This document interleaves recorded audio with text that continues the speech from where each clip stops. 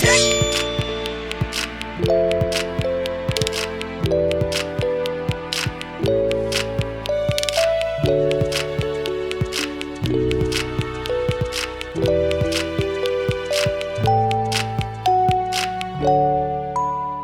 everyone and welcome to the GXM podcast. We take a good hard look at news and topics around video game music and the intersection between the games and music industries. We aim to publish fortnightly, so please be sure to subscribe. My name is Tom Quillfeldt.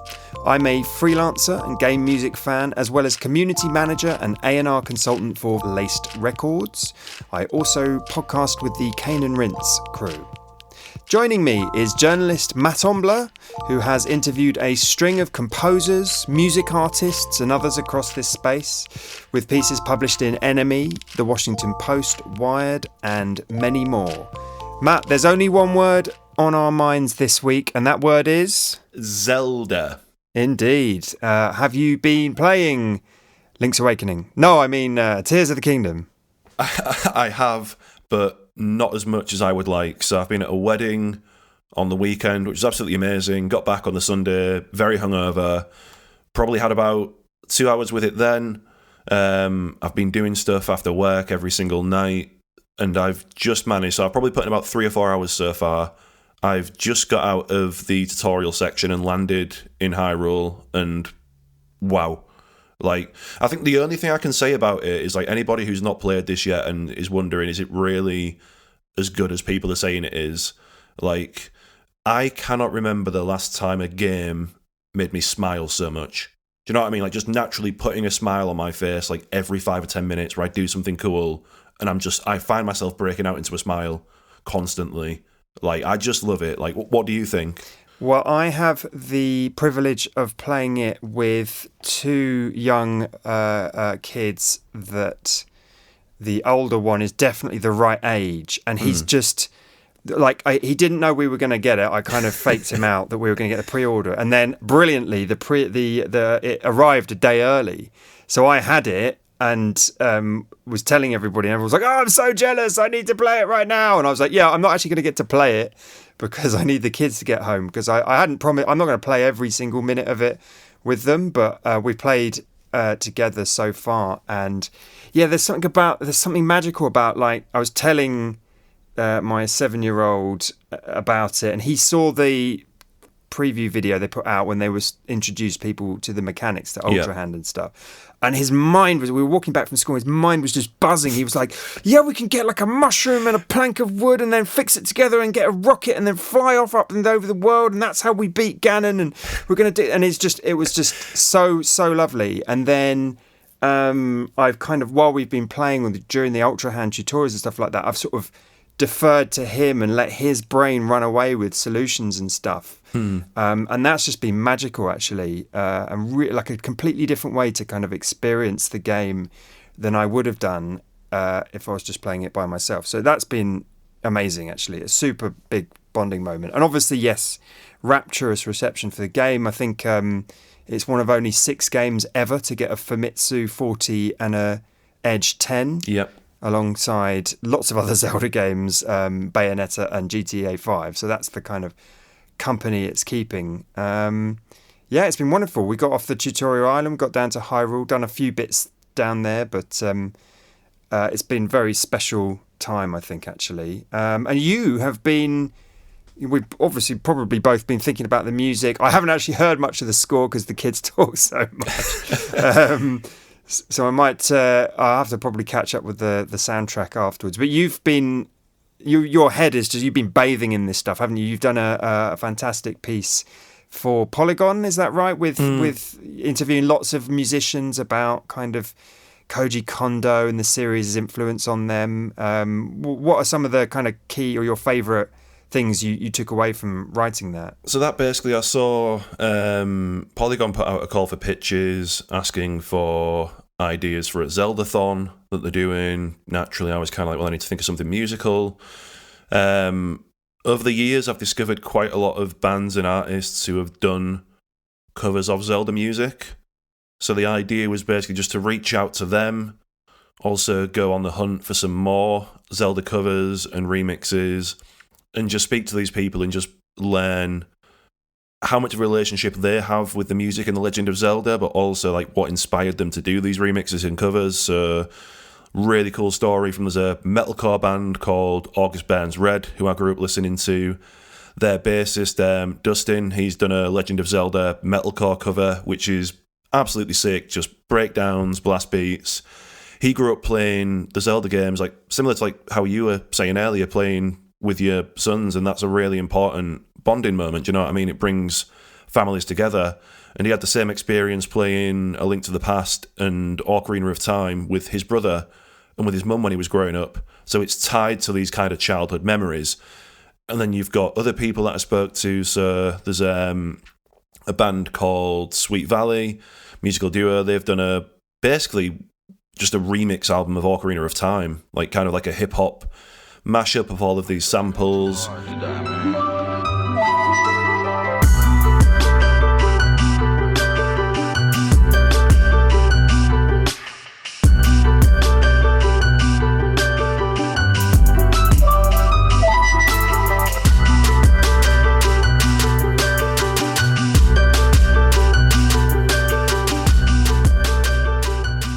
There's Imagine Dragons as well. I remember the Game Awards, might have been 2015 show, where they got on stage with Koji Kondo and just played the Zelda medley.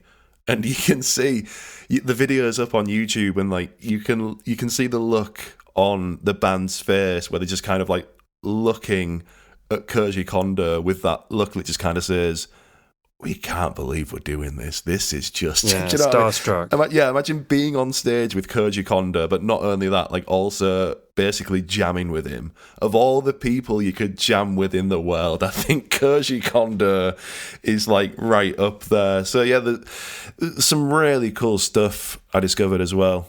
It's interesting, isn't it? This year we've got Final Fantasy 16 still to come up, but that's the Final Fantasy 14 composer who himself has quite a following now, but it's no longer Nobuo Uematsu, who is probably the only game composer other than that can sort of rival Koji Kondo in terms of just fondness. You know, the covers and arrangements scene are obsessed with The Legend of Zelda and Final Fantasy, and possibly Legend of Zelda actually get, you know, slightly ahead even, arguably maybe, I don't know. We'll ask our interviewee later about, you know, the influence of Zelda music, but I would guess it's something to do with the simplicity and the timelessness of those melodies.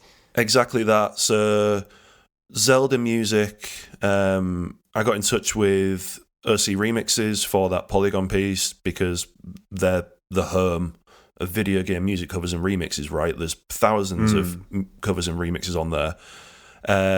They told me that Zelda is the most popular franchise in terms of covers and remixes, beating Final Fantasy, and a lot of it does come back down to the fact that these are simple melodies, right?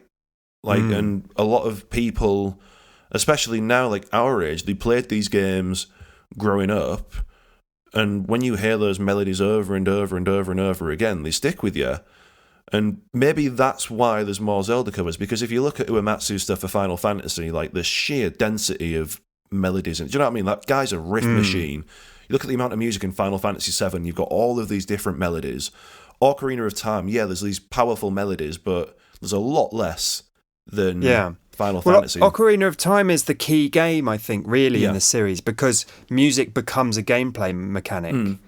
And the do-do-do of 3 notes. Yeah. You know, you could sing those 3 notes to a Zelda fan and it would take them back to a time and place. Just 3 notes, you know. And the idea of using it to like change the time of day and that kind of thing, we see in Chia, recently released, and we talked about the ukulele, the in-game playable ukulele. I mean, that seems like a direct callback. Actually, Chia, there's a lot it owes, I think, to Breath of the Wild gameplay-wise, but that specifically, those musical mechanics feel very, you know, from that key point. And funnily enough, you know, Final Fantasy VII comes out 97, Ocarina of Time's 98. I mean, those two are so pivotal, aren't they, in terms of sort of video game beloved older video game music from Japan, that people are still in love with. Part of that love is expressed in video game concerts. We both went to see Final Symphony the other week, but there's a fantastic piece up on Pitchfork, which you sent me, about the is it Symphony of the Goddess concert series from a while ago now, from the sort of mid-10s.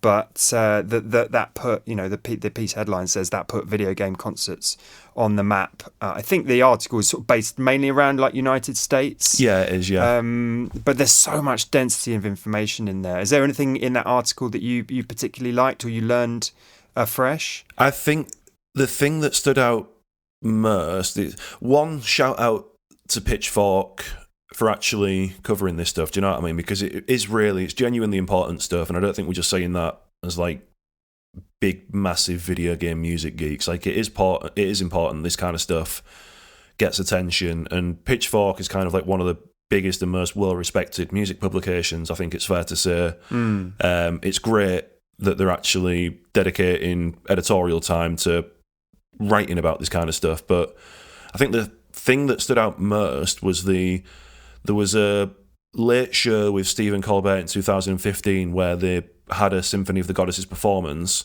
and this is something that I never knew. The performance holds the record for the most musicians ever stuffed inside the Ed Sullivan Theatre, with 66 orchestra members and 24 choir singers. God, that must have been a tight fit. Exactly, but I love stuff like that. Do you know what I mean? Where you get those kind of like moments in music history as well, not just like video game history, but those moments in music history as well.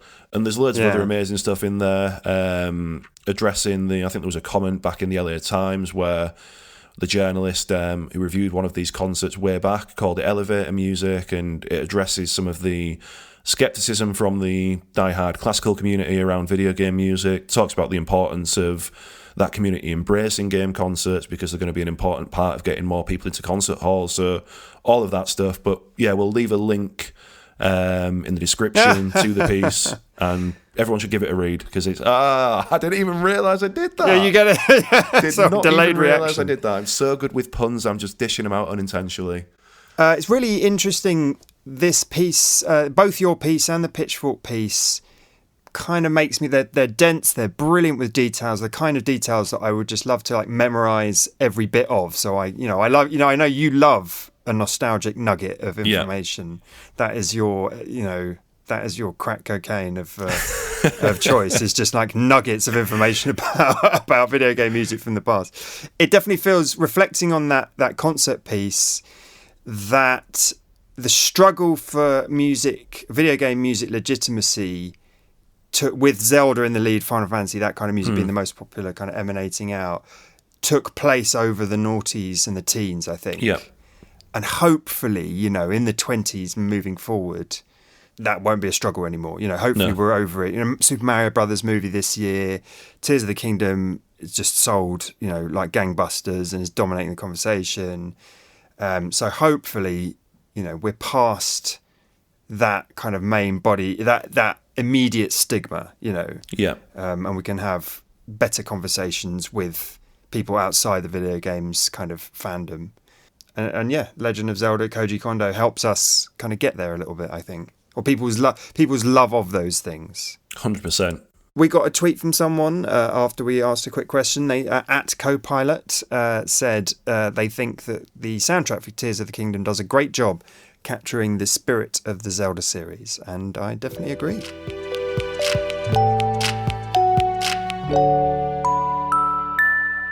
We will return to The Legend of Zelda for our topic. We have an excellent interviewee, but now we'll move on to just a few bits of news, much less than in recent episodes. Matt, do you want to kick us off? You've got a story here about Candy Crush Saga, another track drop in Candy Crush Saga. Another an album drop, kind of. So basically, we spoke before about Meghan Trainor debuting a track through Candy Crush with a 24-hour exclusivity window.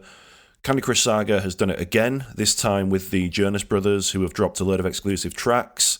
So it was the tracks Summer Baby and Sail Away. They were available in the game again for 24 hours before they went up on streaming platforms, DSPs, anything else.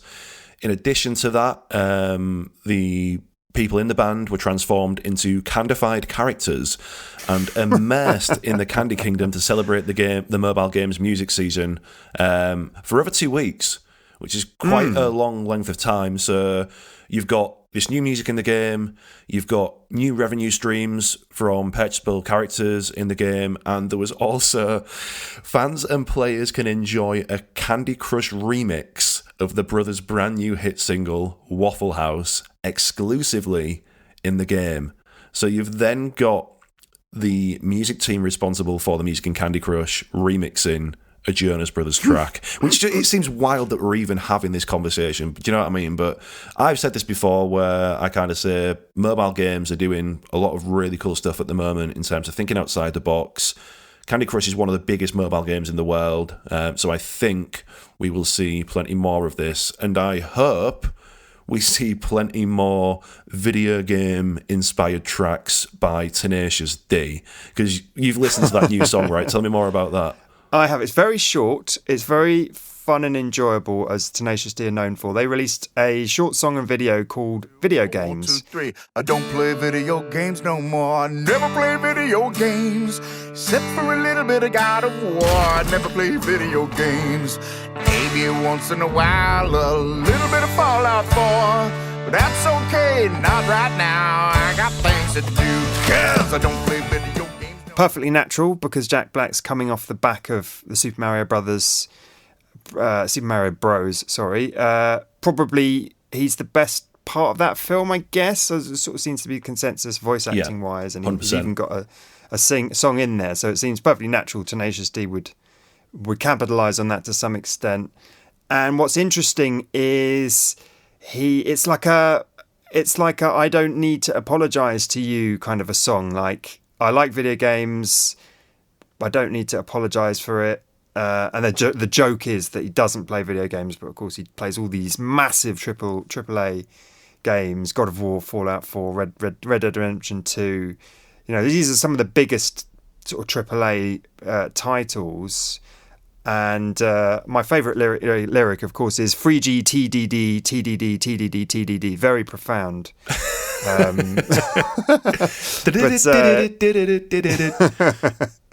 But he I think the general sentiment, isn't it, is just like, these aren't just video games, these are experiences, you know, these are places I've been and kind of lived in, which is a nice sentiment. I don't think anyone can argue with that, because it's kind of sort of sends up the defensiveness I think that gamers can feel against, you know, being stigmatized and feeling attacked by the outside world, and also games not being considered high art, and he just cuts through all of that, doesn't he, with a bit of a laugh. No, I love it. First new song in 5 years as well, and I am a huge Tenacious D fan. Like, I remember getting Tribute on CD, went in my Sony Walkman, carried that around everywhere for like a long, long time. So I love the fact that the first new song they've put out in 5 years is about the things that we both love. I was like, yes, Jack Black, go on. Matt, I thought we were going to get away this week without having a Fortnite story. We haven't got a Roblox one, but inevitably, what's the Fortnite story of this time? There is always something happening in the world of Fortnite with a link to music, and this time it is Finland using Fortnite to promote its Eurovision entry, Cha Cha Cha. And you know what? We've all come off the back of Eurovision. There's a lot of excitement around that.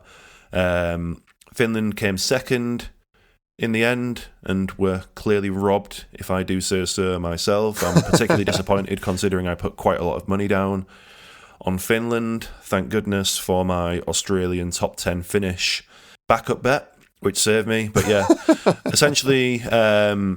So there's a Fortnite map which will take players to a virtual recreation of Helsinki Senate Square, where players can visit a designated dance area and listen to Finland's Eurovision submission, Cha Cha Cha. I think this is just a really interesting way of promoting a Eurovision entry, especially considering there's a fan vote element to Eurovision. Do you know what I mean? It's not just a jury. The fans can vote on what they think their favourite performance is as well. I'd be interested to know how much this actually translated into votes. and it's not the first time that a virtual platform has been used as part of a voting submission. You said we weren't going to talk about Roblox, but really, really quickly, I think it was the Brit Awards last year, there was an integration in Roblox where the voting was actually linked to Roblox, so you could cast a vote within Roblox, which I think is absolutely wild.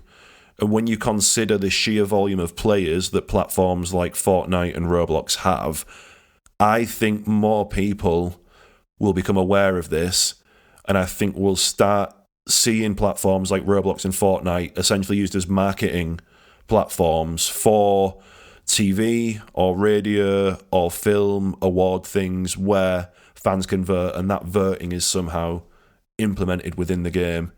So join us in 2 weeks' time, where once again we'll be talking about the biggest Fortnite music updates. But speaking of music updates, Ministry of Sound seemed to be kind of like doubling down on gaming. What was it that you found? Yeah, I don't know too much about this. They're already 2 weeks deep into a run of live streams. That's a sort of crossover, club culture and video games. Ministry of Sound and Lush have a gaming live stream on Twitch. It's a mixture of streamers and musicians who will guest star, called Beyond the Player. They've got in-depth interviews and they'll be doing, challenges and giveaways, that kind of thing. I think they've done 2 already. The date, when we're recording now, the third of their, I think it's 8 show run will be on Tuesday, the 23rd of May, 2023, coming up. So yeah, do this will come out on the Monday before, hopefully. So literally tomorrow, I guess, for people listening to this fresh. So yeah, definitely check that out if it's of interest. That sounds cool. I'm in for anything that showcases the link between club culture and game music, as you know, so I'll check that out. That is catnip for you. Exactly. From club music to contemporary classical, Zelda music, and I think basically all things Zelda. Yeah, we're veering back to the Zelda lane of the motorway with our topic this week.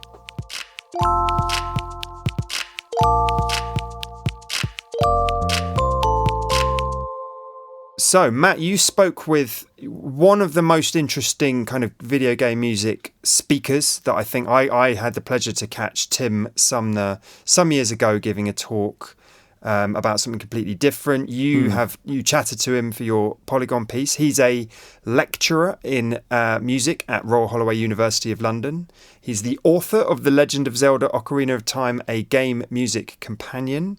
He also co-edited alongside Melanie Fritsch of the Cambridge Companion to Video Game Music, which is an academic book, really. It's like an academic textbook, but still an interesting read, I think, if people wanted to check that out. And yeah, he's a leading academic in the study of what they're calling Ludomusicology. And I really look forward to hearing your chat with him.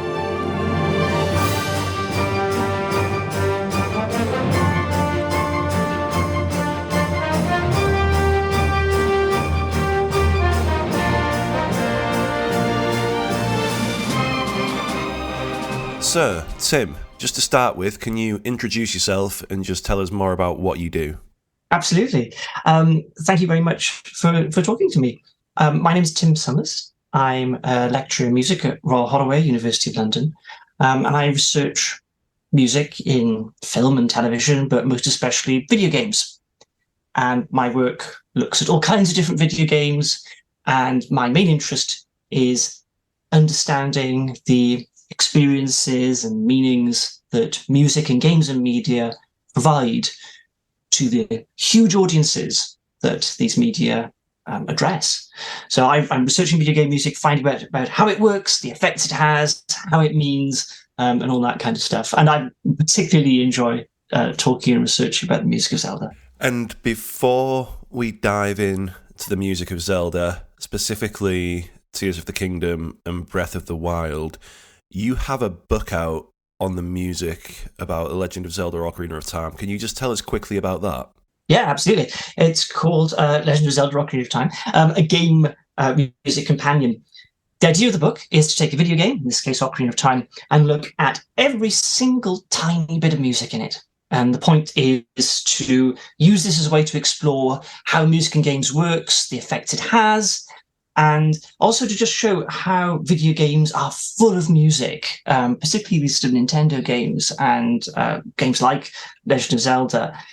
There's so much music, every tiny thing. But yes, the big cutscenes, but also even just putting in your name, saying yes to a dialogue option. They're sort of shot through with music all the way through them. So the book is an exploration of both how music in games works in general and specifically how music in Ocarina of Time works. I think it's fair to say you're an expert on the music in The Legend of Zelda. So with that in mind, when people think about Zelda music, I think myself included, we think about the Song of Time, Saria's song, obviously the main Zelda theme itself, the Overworld theme.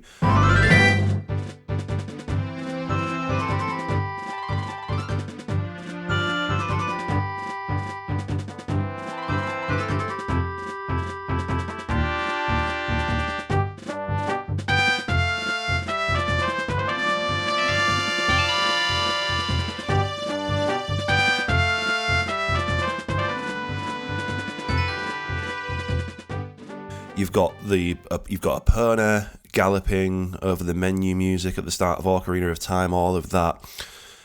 And then in comes Breath of the Wild, which I think to say is probably quite the departure from the style of music that most people would associate with The Legend of Zelda. How would you compare the kind of leap from The Legend of Zelda music, which is dominated kind of by these mainstay melodies, songs like the ones I just mentioned earlier, to this approach in Breath of the Wild and Tears of the Kingdom, which is more piano dominated, I think for the vast majority of the score, more minimalistic? Like, how would you compare the two?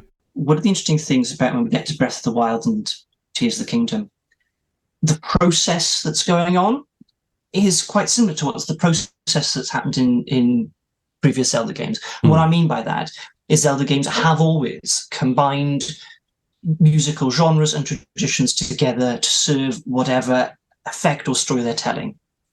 However, what is different in, I think, Breath of the Wild, particularly when we suddenly come to that game, is how that manifests. And it's exactly as you're saying. We don't get as much of the kind of big Hollywood score. Instead, it's a score of space and silence. It's a score that focuses on often sort of individual members of an ensemble. We can hear individual instruments really, really clearly and how they're performed. But that sense of individualism and loneliness, which again is part of the plot, it's part of the feeling the game is trying to make for us. And so we end up with, rather than big constant melodies, we get these sort of fragments and fragmented texture. And that makes perfect sense. You know, the world is in ruins. You know, we go to, there's a fantastic encapsulation of this really early on, where you're on the plateau and you go down and you go and see the Temple of Time, and the place is in ruins. And the music that you hear, it's a piano piece, and it's a really stretched out version of the Song of Time, the music that plays when you encounter the same place earlier.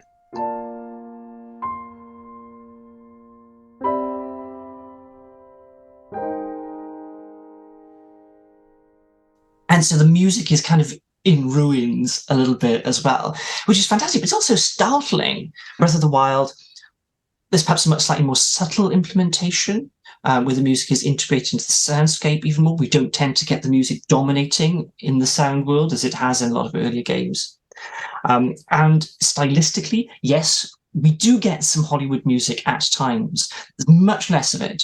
Instead, we're getting the piano music. It sounds quite modernist in places. It evokes music of sort of 20th century classical piano composers, people like even Varese or Ives, Poulenc, Antheil, these people creating musical textures that are sometimes quite fragmented.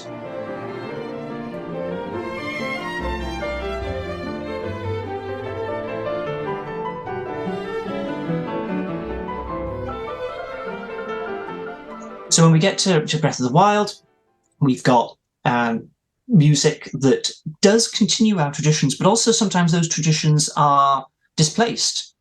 The Lost Woods doesn't sound like it does in earlier games.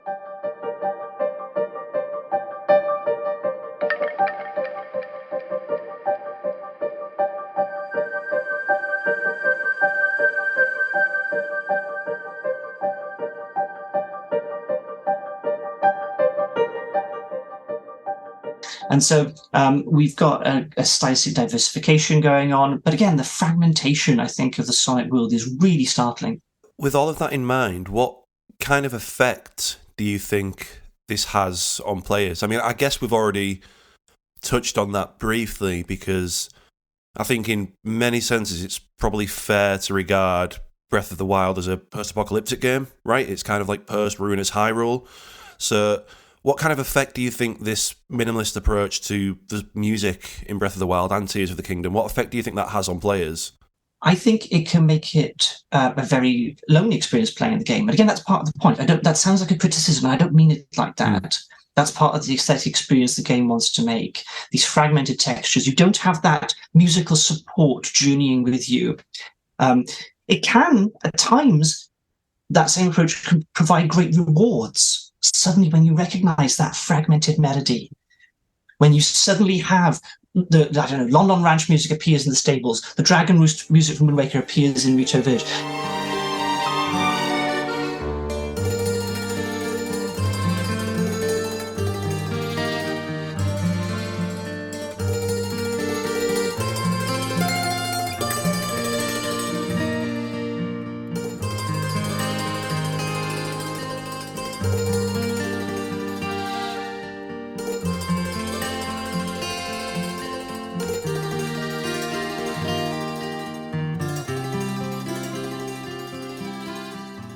Suddenly those melodies come back and you go, wow, I've got them. And they're precious. They're these emotional moments, almost because they're unexpected.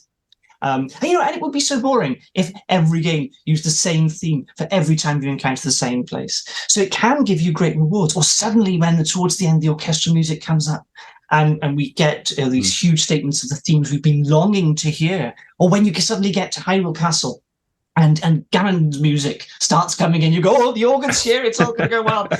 And so they can provide that fragmentation, that loneliness can provide great payoff, but it can also make it quite sort of like intimate experience. So much of the piano, a solo instrument, sort of ties into our emotional relationship with the character. I think there's also an interesting trend, I think, going on a little bit with the style of the games, which is, I think, is what we hear is a almost like a anime influence here. And I'm thinking particularly of the Joe Hisaishi Studio Ghibli style here.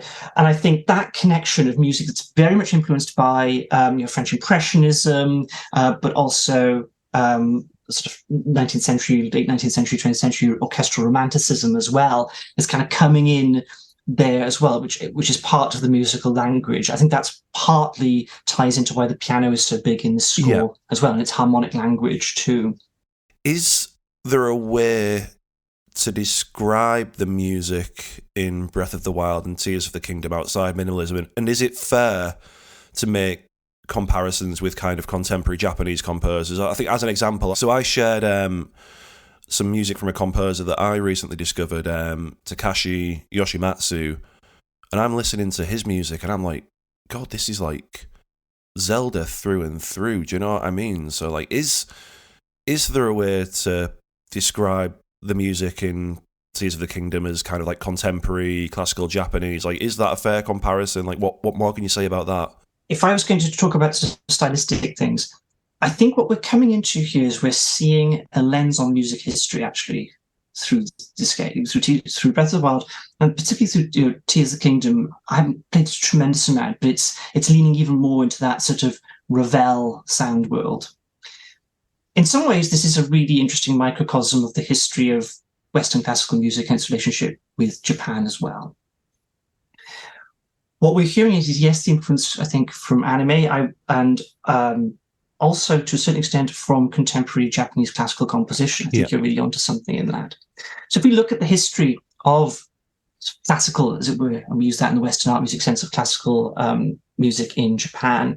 It really starts to boom in Japan in the late 1930s, early 20th century. A lot of that does come through late 19th century orchestral music and particularly French Impressionism. So we're getting your Debussy and your and Ravel, and the number of contemporary Japanese composers who have cited Ravel and Debussy as being influences that are really quite striking. And so what happens is quite early on, in the 20th century, is a huge boom in classical music in Japan, particularly looking towards this French orchestral sort of sound world. The other thing is that, and again, this is not an area that I'm specifically an expert in, but based on my understanding and reading, Japanese classical composers have had traditionally much more flexible attitudes to genre and media than the sort of contemporary Western classical composers. And we could look at somebody like Akira Ifukabe, who did a fantastic orchestral composer, but also did a lot of music for Godzilla, for example.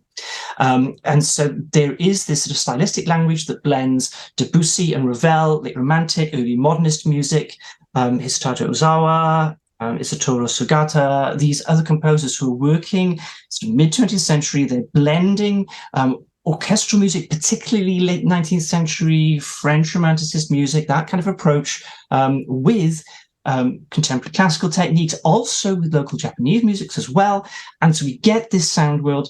And so what we hear in things like Breath of the Wild and Tears of the Kingdom is we're hearing this through several lenses. We're hearing it through contemporary Japanese classical composition. We're hearing it through anime. We're hearing it through its perhaps sources directly from things like Debussy and Ravel, and through Hollywood. So all these different sort of stylistic threads, this cultural exchange, this musical conversation between Japan and Western European classical music are kind of coming together. And so that's why we're kind of coming into this conversation, in Tears of the Kingdom and Breath of the Wild, as these different musical languages sort of intersect and relate with each other. So I think it's difficult to pinpoint and say, yeah, it's definitely this influence or that influence. It's we're in the middle of a conversation between different styles. Well, I think on that as well, it's not just a genre thing, it's instrumentation too, right? Because I never thought I would watch a Zelda trailer and then all of a sudden I'd hear a sax burst out of nowhere. Do you know what I mean? I remember seeing that last trailer for Tears of the Kingdom and hearing the saxophone, and I was just like, there's a sax in Zelda now? Like, where has this come from? And Link.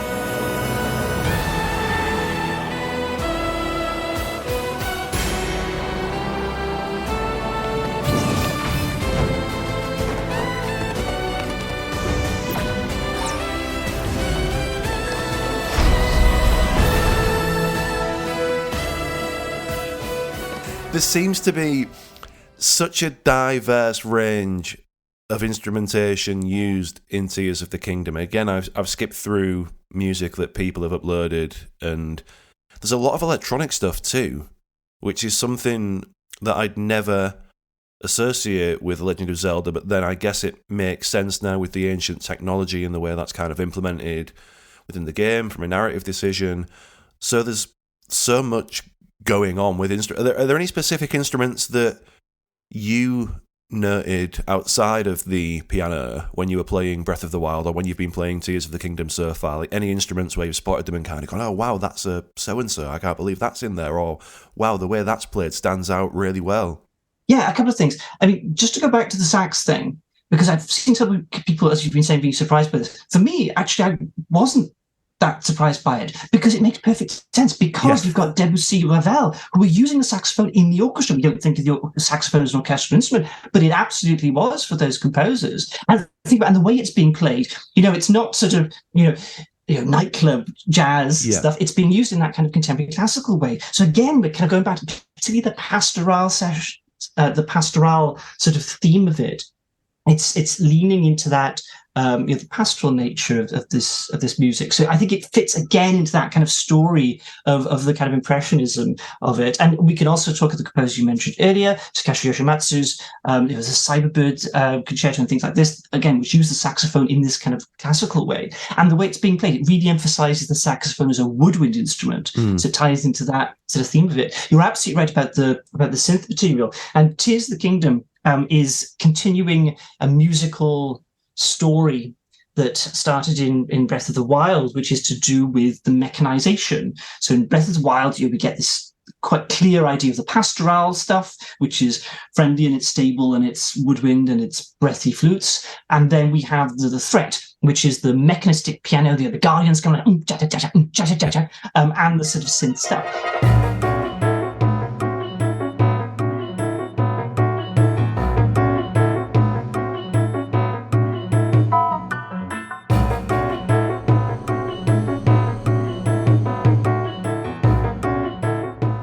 Tears of the Kingdom, early on, we start to get those kind of processed vocal effects. So we know something a bit spooky, a bit weird is kind of going on. And it's sitting in that odd space of a musical discourse that's setting up oppositions, setting up different things to tell you, hey, something unusual is going on here. What's going to happen? So it's using instrumentation in that way. And particularly when you have a world that is so, that emphasizes the natural world so much, those contrasts between the synthetic and the clearly processed and the more naturalistic is a really clear musical discourse to use.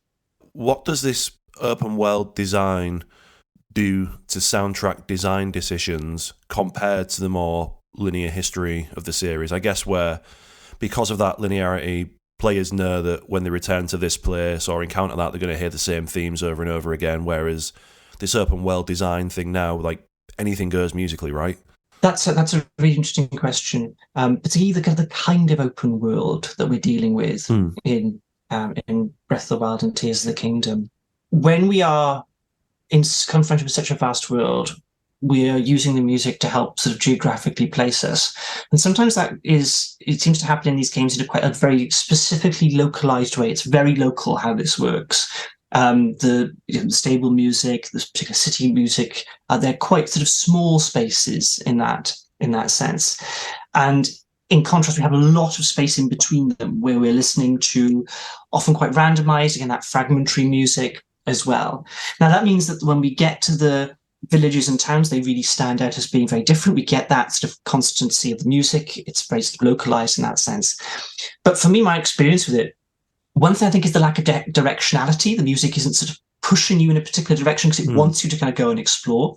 If you look at the way that people have notated, some of the fans have notated some of the music of the field music for Breath of the Wild and Tears of the Kingdom, it looks like it's a piece of sort of Stockhausen or Boulez, where these tiny little fragments of music, these little fragments. And for some players, like myself, that can suddenly mean you hear a piece of music and go, what does that mean? Where is that coming from? Does that indicate something's happening? It'd be disorientated a bit as well. But there's that sense of it's not music isn't sort of pushing you along in the same way. Again, it's not that same kind of companion. But I would say I think Tears of the Kingdom is a musically denser game. It also means, I think, and the way the game is designed is there's less cinematic music, it's less narrative music in that sense. There are fewer cut scenes. So even if we contrast it to something like the Great Sea in Wind Waker, which again is a world you can sort of go and explore around and sort of make your own way.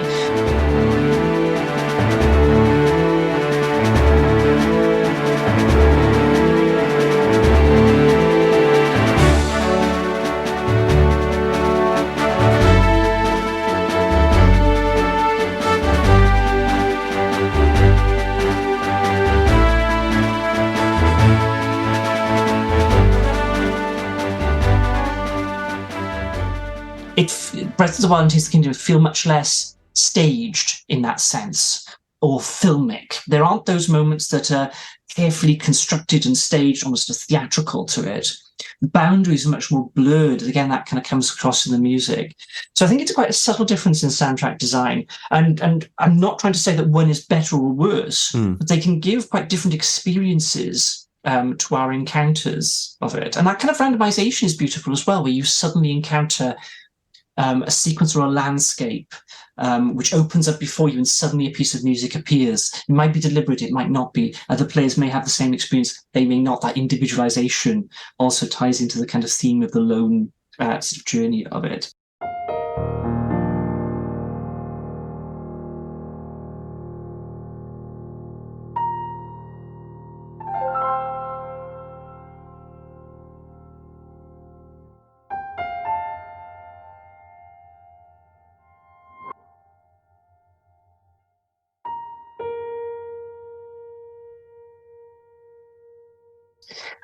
So those are some of the differences. That's quite a subtle difference in the way that it works, but it can be tremendously affecting.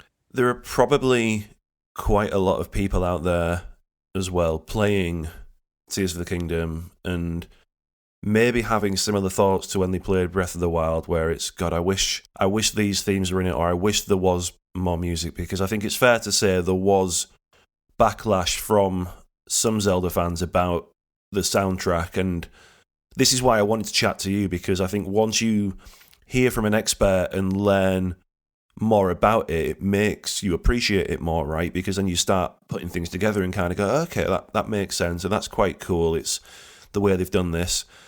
For all of the people who are kind of maybe not sold on this new music approach in the modern Zelda games, are there any specific moments, or is there a specific moment you can think of in, I think it's probably said Breath of the Wild, because we're both not far into Tears of the Kingdom yet, but is there a specific music moment that you think perfectly encapsulates just everything that you've spoken about to us today, in terms of here's everything that Breath of the Wild was trying to do musically, and here's a moment where all of that came together and the results were just chef's kiss, just like perfect? I mean, I can tell you that there are a few moments that stood out to me. It's probably not the most glamorous moment. It's when you land or get into Hyrule Castle at the end of Breath of the Wild. And there was a moment when the music kicks back in and we start to hear, and your brain kind of goes, is that the music I think it is? Is that the organ? And it's shivering inducing a little bit.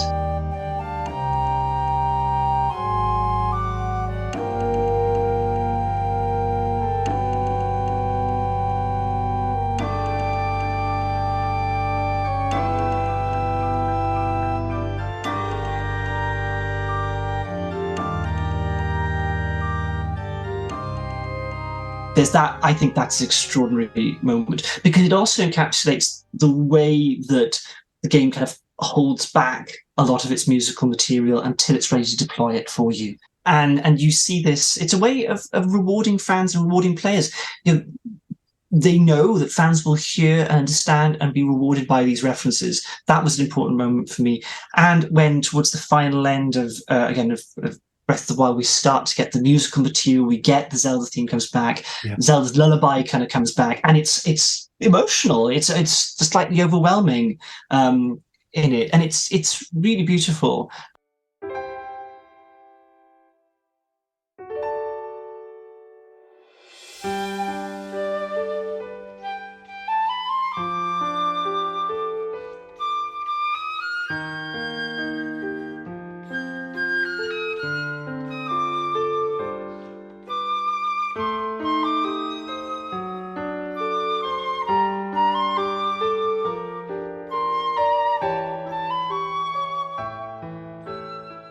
But it's a high-risk strategy because it partly works because it is unusual.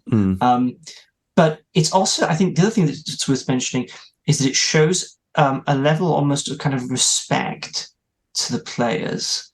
It's saying, actually, no, you don't need the same theme always. We can give you some quite challenging musical material. This is music you probably wouldn't listen to outside this game. And I think that's a way of showing respect to players and kind of going with it. But you don't have to love it, but there are times when it really kind of comes together and it is emotionally overwhelming, partly because of the absence and because of that longer-term strategy of the game. For anybody enjoying the music in Tears of the Kingdom, and for anyone who enjoyed the music in Breath of the Wild, are there any composers, contemporary or classical or otherwise, that you would recommend they go out and listen to? Because I think it's fair to say a lot of the people playing Zelda and enjoying the music maybe aren't listening to Debussy or Ravel. Do you know what I mean? So are there any composers you would recommend they should go and listen to? I would love to recommend Debussy's orchestral music and Ravel's orchestral music. And this is kind of where the Zelda series started. The original first Legend of Zelda game, the original music for the overworld was supposed to be Ravel's Bolero, but they couldn't use it for copyright reasons. And so I think listening to some of that orchestral sound world is a really interesting way to engage with this kind of music even more. And go on a Spotify or YouTube safari. But I think I continually come back to the orchestral music of Debussy, Ravel, the Rachmaninoff symphonic dances are criminally underrated as beautiful pieces of orchestral music, masterpieces of orchestration, and then go and adventure into the world of contemporary Japanese music as well. We lost not that long ago the wonderful Ryuichi Sakamoto, whose music is painfully beautiful at times, and I always find extraordinary experiences listening to his music. Everything slightly more adventurous. The music of Taro Takamitsu, beautiful music, film music, concert music. Again, working across several genres, inspiration heavily inspired by Debussy. So I go and explore in that kind of sound world if you want to hear more. Amazing, Tim. Thank you so much. It's been an absolute pleasure as always. My pleasure. Thank you.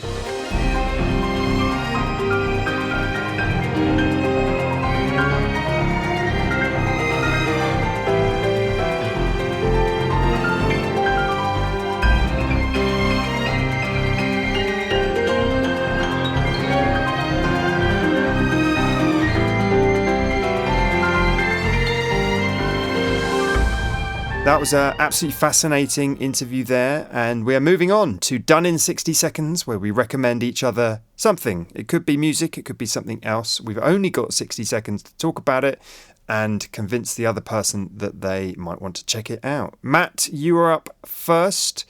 Have you got your timer of doom ready? It's like a Zelda puzzle, isn't it? You've got 60 seconds to achieve your goal. Are you ready? I am. You wait for it because you're in for a treat. Right.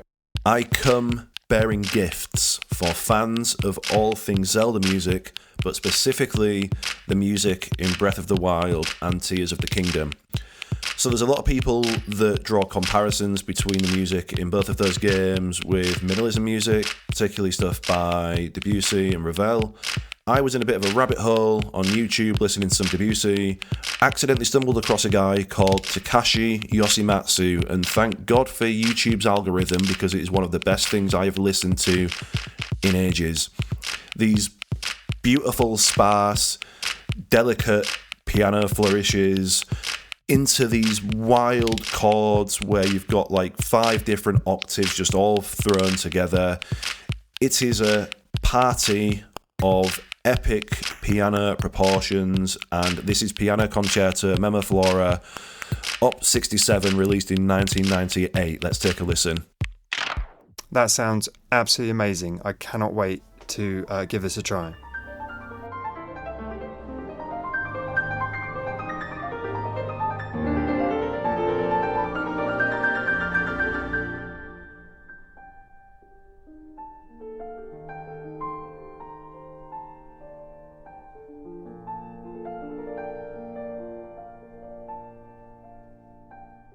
Matt, I am so glad that you unearthed this because it is a very special piece. I think some of it sails so close to Breath of the Wild soundtrack that people... Almost too close.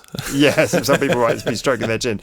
But no, there's I've long been a fan of hearing bits of classical music that sound just so reminiscent of favourite bits of video game music. I'm singing in a choir. I'm singing Carl Jenkins' The Armed Man at the moment, and there's a bit of that. You'd swear blind was like Final Fantasy 7, Final Fantasy 8, kind of that Carmina Burana kind of. So this is such a beautiful piece. It is really stunning, and I think everyone who's vibing on the state of Hyrule in the latest duology should absolutely check this out. 100% recommendation. Also worth noting as well, so obviously we'll leave a link to that song. I'd recommend that you check out his other stuff. He's got some sax concertos as well, which are absolutely wild, but he's also... And sax makes an appearance in Tears of the Kingdom. Exactly. Another comparison. Yeah. Again, almost too similar. But he's also recorded a symphony cover album of one of Tarkus's albums, and Tarkus are like an incredible like prog rock band. So he's literally taken a prog rock album and turned it into a symphony orchestra. Like he's just a brilliant human being. Like he's just... But yeah, what have you got for me? Okay, let me get my timer ready. Okay, I've got a podcast recommendation for you today, although I know you've probably already listened to this, but I guess the recommendation goes out further. Simon Parkin, the excellent journalist and book author, game journalist, among other things, has a new podcast called My Perfect Console, where he's doing the Desert Island Discs thing. It's sort of five of your favourite games with a very, very interesting lineup of guests. He's gone out of his way to make it really kind of, diverse, people from all over walks of life. Recent ones are with Ian Cook of Churches and also Tetsuya Mitsuguchi, The Miz, of Res fame. Both excellent, both very candid and inspiring people. Ian Cook especially, just loves video games, as well as he talks about being in the band. So yeah, definitely check out that podcast.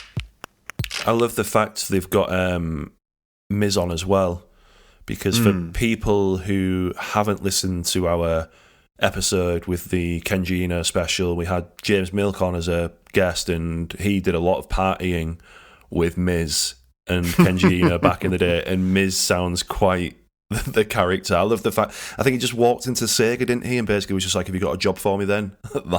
Yeah. It is a fascinating interview. His English is excellent, actually, so it's not one of those kind of slower interviews with a Japanese game creator or something where you have to wait for the translation and all that. It's a he's a very fluent speaker and a very interesting person, so yeah. That's all we have time for on this GXM podcast, episode number 5. Thanks so much for joining us on our exploration at the intersection between our two favourite things, of course, Zelda and Zelda.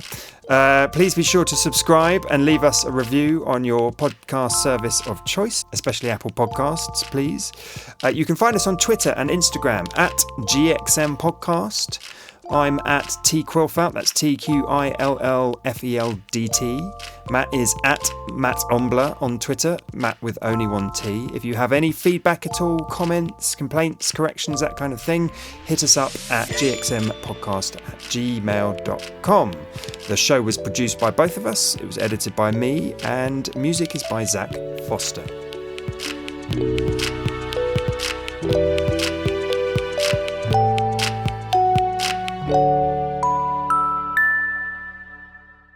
Podcast service of choice, especially Apple